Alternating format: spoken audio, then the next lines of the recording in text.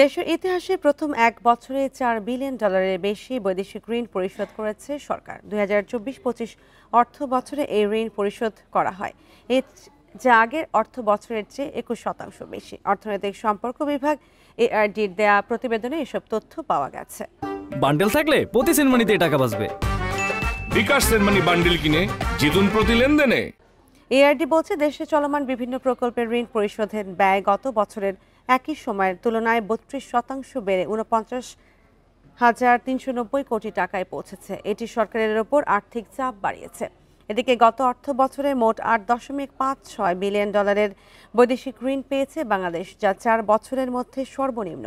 আর ঋণ প্রতিশ্রুতি ছিল $8.32 বিলিয়ন, যা আগের অর্থ বছরের তুলনায় 22% কম। বৈদেশিক সহায়তা কমে যাওয়ায় অর্থনীতিতে চাপ বাড়ছে, জানিয়েছে এআরডি।